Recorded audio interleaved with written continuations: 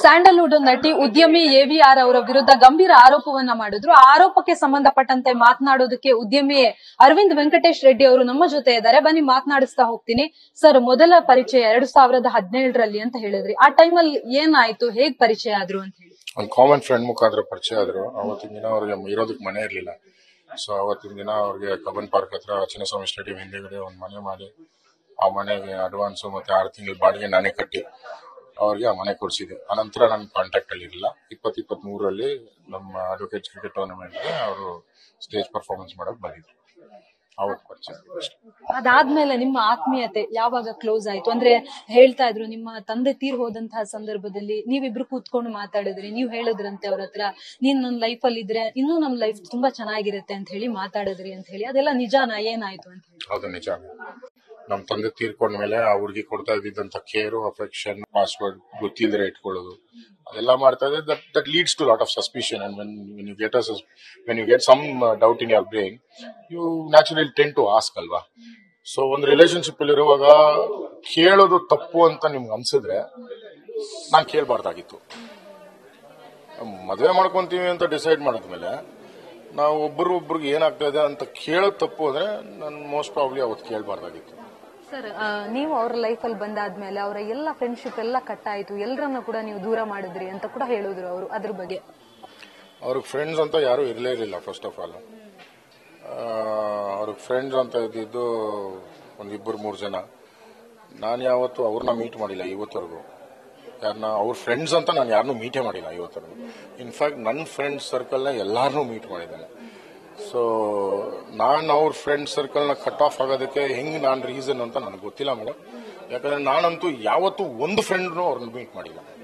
Sir, ಈಗ ಈ social ಮೀಡಿಯಾದಲ್ಲಿ ಫೋಟೋ ಮಾರ್ಕ್ ಮಾಡಿ ಅಪ್ಲೋಡ್ ಮಾಡ್ತಾ ಇದ್ದಾರೆ ಅಂತ ಹೇಳಿ ಒಂದು ಕಂಪ್ಲೇಂಟ್ ಆಗುತ್ತೆ ಬನಶಂಕರಿ ಪೊಲೀಸ್ ಸ್ಟೇಷನ್ ಅಲ್ಲಿ, ಅಂದ್ರೆ ಸೈಬರ್ ಸ್ಟೇಷನ್ ಅಲ್ಲಿ.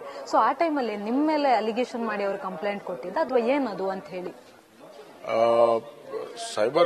ಸೈಬರ್ ಕ್ರೈಮ್ ಸ್ಟೇಷನ್ ಅಲ್ಲಿ ಏನಾಗಿತ್ತು ನನಗೆ ಗೊತ್ತಿಲ್ಲ. ಬಟ್ ನಾನ್ ಮಾರ್ಫ್ ಮಾಡ್ತಾ ಇದ್ದೀನಿ ಫೋಟೋಸ್ ಅಂತ ಹೇಳಿದ್ರು. ಮಾರ್ಫ್ ಮಾಡೋಂಥ ನೆಸೆಸಿಟಿ ನನಗಿಲ್ಲ. ಅಷ್ಟು ಟೆಕ್ನಾಲಜಿ ಫ್ರೀಕು ಅಲ್ಲ ನಾನು. ಸಾರಿ, ಅಷ್ಟು ಟೆಕ್ನಾಲಜಿ ಫ್ರೀಕು ಅಲ್ಲ ನಾನು.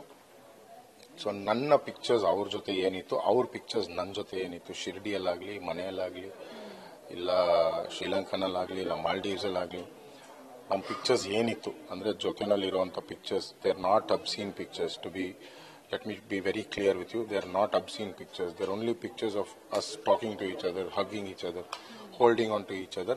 ಆ ತರ ಒಂದು ಪಿಕ್ಚರ್ ನ ಅವಳ ಫ್ಯಾನ್ ಪೇಜ್ ಅಲ್ಲೇ ಒಂದು ಪೋಸ್ಟ್ ಮಾಡಿದ್ರು. So I really don't know, ನಾನಂತೂ ಯಾವ ಪೋಸ್ಟ್ ಮಾಡಿಲ್ಲ. ಒಂದೇ ಒಂದು ಪಿಕ್ಚರ್ ಶ್ರೀಲಂಕಾ ನಾವೆಲ್ಲ ಗ್ರೂಪ್ ಅಲ್ಲಿ ನಿಂತಿರುವಂತ ಒಂದು ಪಿಕ್ಚರ್ ನ ನನ್ನ ಇನ್ಸ್ಟಾಗ್ರಾಮ್ ಪ್ರೊಫೈಲ್ ಅಲ್ಲಿ ಪೋಸ್ಟ್ ಮಾಡಿದ್ದೀನಿ ಹೊರತು ನಾನು ಬೇರೆ ಯಾವ ಪಿಕ್ಚರ್ಸ್ ಆ ಹುಡುಗಿದ ಎಲ್ಲೂ ಪೋಸ್ಟ್ ಮಾಡಿಲ್ಲ. ಸರ್, ಈಗ ಸೂಸೈಡ್ ಮಾಡ್ಕೊಂಡಿದ್ದು ನಿಜಾನ? ಅವರು ನೀವು ಹಾಸ್ಪಿಟಲ್ ಸೇರಿಸಿರೋದು ಅಲ್ಲಿ ಏನೇನಾಯ್ತು ಅಂತ ಹೇಳಿ? ಸೂಸೈಡ್ ಮಾಡ್ಕೊಂಡಿದ್ದು ನಿಜಾನ ಅಲ್ವಾ ಅಂತ ನಂಗೆ ಗೊತ್ತಿಲ್ಲ ಮೇಡಮ್. ಯಾಕಂದ್ರೆ ನನಗೆ ತಿಳಿದಿರೋ ಮಾಹಿತಿ ಪ್ರಕಾರ 100 ಟ್ಯಾಬ್ಲೆಟ್ ತಿಂದವ್ರು ಯಾರು ಬದುಕಲ್ಲ. ಎಷ್ಟೇ ಸ್ಟಮಕ್ ವಾಶ್ ಮಾಡಿದ್ರು ಯಾರು ಬದುಕಲ್ಲ. ವೆರಿ ಅನ್ಫಾರ್ಚುನೇಟ್ಲಿ 100 ಟ್ಯಾಬ್ಲೆಟ್ ತಿಂದಿದ್ದೀನಿ ಅಂತ ಕ್ಲೇಮ್ ಮಾಡಿದ್ರು. ಬಟ್ ಒಂದು ಟ್ಯಾಬ್ಲೆಟ್ ಆಚೆ ಬಂದಿಲ್ಲ.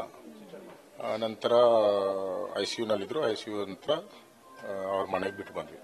ಸರ್, ಈಗ ನೀವು ಮಾತಾಡಾದ್ಮೇಲೆ ಅವರು ಮಾತಾಡಿದ್ರು ನಮ್ಗೆ ನ್ಯೂಸ್ ಫಸ್ಟ್ಗೆ. ಅವಾಗ ಹೇಳಿದ್ರು, ಸೊ ಅವರೇ ನಮ್ಮ ಮನೆಗೆ ಲೆಟರ್ ಕಳ್ಸಿದ್ದಾರೆ, ನನ್ನ ಫ್ರೆಂಡ್ ವೈಫ್ಗೆ ಲೆಟರ್ ಕಳ್ಸಿದ್ದಾರೆ ಅನ್ನೋದಕ್ಕೆ ನನ್ನ ಹತ್ರ ಎಲ್ಲ ಪ್ರೂಫ್ಗಳಿದೆ ಅಂತ ಹೇಳ್ತಾ ಇದ್ದಾರೆ ಅವರು. ತೋರ್ಸಕ್ ಹೇಳಿ ಪ್ರೂಫ್. ನಾನೇ ಕಳ್ಸಿದ್ದೀನಿ ಅನ್ನೋದಕ್ಕೆ ಪ್ರೂಫ್ ಕೊಡೋಕ್ ಹೇಳಿ. ಪ್ರೂಫ್ ಕೊಟ್ರೆ ನೀವೆಲ್ಲರೂ ಏನ್ ಹೇಳ್ತೀರೋ ಅದನ್ನ ಮಾಡ್ತೀನಿ. ಸರ್, ಇನ್ನೊಂದು ಗಂಭೀರ ಆರೋಪ ನೀವು ಮಾಡ್ತಾ ಇರುವಂತದ್ದು, ಇನ್ನೂ 3 ಜೊತೆ ಅವರಿಗೆ ಇದೇ ತರ ರಿಲೇಶನ್ಶಿಪ್ ಇತ್ತು ಅಂತ ಹೇಳಿ. ಅದ್ರ ಬಗ್ಗೆ ಹೇಳೋದಾದ್ರೆ, ಸೊ ಮುಂದೆ ನಿಮ್ಗೆ ಅದಕ್ಕೂ ಕೂಡ ನೀವು ಒಂದಷ್ಟು ಎವಿಡೆನ್ಸ್ ಗಳನ್ನ ಕೊಡ್ಬೇಕಾಗತ್ತೆ. ಸೊ ರೆಡಿ ಇದ್ದೀರಾ ನೀವು, ಏನಿದು ಅಂತ ಹೇಳಿ? 100% ರೆಡಿ ಇದೀನಿ ಮೇಡಮ್. 100% ಪ್ರೂಫ್ ಇದೆ ನನ್ನ ಹತ್ರ. ಬಟ್ ನಾನ್ ಪ್ರೂವ್ ಮಾಡೋದು ಬೇಕಾಗಿಲ್ಲ, ಯಾಕಂದ್ರೆ ಅವರೇ ಇಷ್ಟರಲ್ಲೇ ಬರ್ತಾರೆ ಮುಂದಕ್ಕೆ. ಸರ್, ಈಗ ಈ ಕಾರ್ ವಿಚಾರಕ್ಕೆ ಸಂಬಂಧಪಟ್ಟಂಗೆ ಅವ್ರೇನ್ ಕಾರ್ ಕೇಳಲಿಲ್ಲ, ನೀವಾಗೇ ತಂದು ಕೊಟ್ಟಿದ್ದು. ಅವ್ರು ಬೇಡ ಅಂತ ಹೇಳಿದ್ರು, ಮತ್ತೆ ನೀವು ವಾಪಸ್ ತಗೊಂಡು ಹೋದ್ರಿ. ಈಗ ನೀವು ನಾನು ಕಾರ್ ಕೊಟ್ಟೆ ಅಂತ ಹೇಳ್ತಾ ಇದ್ರಿ ಅಂತ ಅವ್ರು ಹೇಳ್ತಾ ಇದ್ದಾರೆ. ಮೇಡಮ್, ನನ್ನ ಮರ್ಸಿಡೀಸ್ ಬೆಂಜು ಅವಳ ಹತ್ರನೇ ಇತ್ತು, ನನ್ನ ಡೆಬಿಟ್ ಕಾರ್ಡು ಅವಳ ಹತ್ರನೇ ಇತ್ತು. ಇನ್ ಬೇಡ ಅನ್ನೋದು ಎಲ್ಲಿಂದ ಬರ್ತದೆ ಮೇಡಮ್? ಇದನ್ನ ಹೇಳಿ ಸಾಕಾಯ್ತು ನನಗೆ. ಅನಂತರ ಪೋರ್ಷೆ ಕಾರು ಅವಳ ಹತ್ರನೇ ಇತ್ತು. ಅದ್ರ ನಂಬರ್ ಸಹ ಹೇಳಿದ್ದೀನಿ. ಯಾರಾದ್ರೂ ಚೆಕ್ ಮಾಡ್ಕೊಂಡ್ರೆ ಆ ನಂಬರ್ ಅಲ್ಲಿ ಯಾರ ಹೆಸರಲ್ಲ ಗಾಡಿ ನಂಬರ್ ಇದೆ, ಯಾರ ಹೆಸರಲ್ಲ ಗಾಡಿ ಇದೆ ಅಂತ ನಿಮಗೆ ಗೊತ್ತಾಗುತ್ತೆ. ಸೊ ಪಬ್ಲಿಕ್ ಡಾಕ್ಯುಮೆಂಟ್ನ ನಾನು ಮುಚ್ಚಿಡೋಕ್ಕಾಗಲ್ಲ, ಫೋರ್ಸ್ ಮಾಡೋಕ್ಕಾಗಲ್ಲ. ಸೊ ಅದು ಬಿಟ್ರೆ ನಾನು ಬೇಡ ಅಂದ್ರೆ ಆಯ್ತು ಮೇಡಮ್, ಇವಾಗ ಒಬ್ಬರನ್ನ ಕೇಳ್ತೀನಿ, ನಾನು ನಿಮ್ಮನ್ನೇ ಕೇಳ್ತೀನಿ, ಒಂದು ಕ್ವಶನ್ ಕೇಳ್ತೀನಿ, ನನಗೆ ಬೇಡ ಅಂತ ನೀವು ತಾವು ಹೇಳ್ತಾ ಇರೋವಾಗ ನಾನು ದುಡ್ಡು ನಿಮಗೆ ಫೋರ್ಸ್ಫುಲಿ ಕಳಿಸಿದ್ರೆ ನೀವೇನ್ ಮಾಡಬೇಕು? 1 ನಿಮಿಷದಲ್ಲಿ ವಾಪಸ್ ಆ ದುಡ್ಡು ನನಗೆ ಕಳಿಸ್ಬೇಕಲ್ವಾ? ಬೇಡ ಅನ್ನೋರು ಅದನ್ನ ಕಳಿಸ್ಬೇಕಾಯ್ತು ವಾಪಸ್ಸು. ಅದನ್ನ ಯೂಸ್ ಮಾಡ್ಕೊಂಡು ಫಿನಿಶ್ ಮಾಡಿದ್ಮೇಲೆ ನಾನು ಬೇಡ ಅಂದ್ರೂ ನೀನ್ ಕಳಿಸ್ತಾ ಇದ್ದೆ ಅಂದ್ರೆ ಏನ್ ಅರ್ಥ ಅದಕ್ಕೆ? ನೀನೇನೋ ಆ ದುಡ್ಡನ್ನ ಹಂಗೆ ಜೋಬಲ್ಲಿ ಇಟ್ಕೊಂಡು ಇಲ್ಲ ಬ್ಯಾಂಕಲ್ಲಿ ಇಟ್ಕೊಂಡು ನನಗೆ ಬೇಡ ಅಂದ್ರೂ ಒಂದಿನ ನಿನ್ ಲೈಫಿಂದ ಆಚೆ ಹೋಗೋವಾಗ ಎಲ್ಲ ವಾಪಸ್ ಕೊಟ್ಬಿಟ್ಟು ಹೋಗ್ತಾ ಇದ್ದಿದ್ರೆ ಅದಕ್ಕೆ ಬೇರೆ ಒಂದು ಅರ್ಥ ಇತ್ತು. ದುಡ್ಡು ಕಳ್ಸಿದ ತಕ್ಷಣ ಯೂಸ್ ಮಾಡ್ಕೊಂಡು ದುಡ್ಡನ್ನ ಫಿನಿಶ್ ಮಾಡ್ಬಿಟ್ಟು ನಾನು ಬೇಡ ಅಂದ್ರೂ ನೀನ್ ಕಳಿಸ್ತಾ ಇದ್ದೆ ಅಂದ್ರೆ ಏನ್ ಅರ್ಥ ಅದಕ್ಕೆ? ಅಂದ್ರೆ ಯೂಸ್ ಮಾಡಿಲ್ವಾ, ಖರ್ಚು ಮಾಡ್ಕೊಂಡಿಲ್ವಾ? ಹೇಳೋದಕ್ಕೂ ಸ್ವಲ್ಪ ಜೆನ್ಯೂನಿಟಿ ಇರಬೇಕಲ್ಲ ಮೇಡಮ್. ಸರ್, ಈಗ ನಿಮ್ಮ ಮುಂದಿನ ಹೋರಾಟ ಯಾವ ರೀತಿ ಆಗಿರುತ್ತೆ ಅಂತ ಹೇಳಿ? I am not interested in any ಹೋರಾಟ ಮೇಡಮ್. ಏನ್ ಕೇಸ್ ಮಾಡಿದಾರೋ ಅದನ್ನೇ ಲೀಗಲ್ ಆಗಿ ಫೈಟ್ ಮಾಡ್ತೀನಿ. ಅದು ಬಿಟ್ಟರೆ I have no intentions of fighting any legal battle. It waste of time. ಇದಿಷ್ಟು ಅರವಿಂದ್ ವೆಂಕಟೇಶ್ ರೆಡ್ಡಿ ಅವರ ಮಾತು. ಕ್ಯಾಮರಾ ಪರ್ಸನ್ ಪ್ರಶಾಂತ್ ಜೊತೆ Ankita Rai, news first, Bengaluru. News first, ನಿರ್ಭೀತಿಯಿಂದ ನಿಮ್ಮ ಪರವಾಗಿ.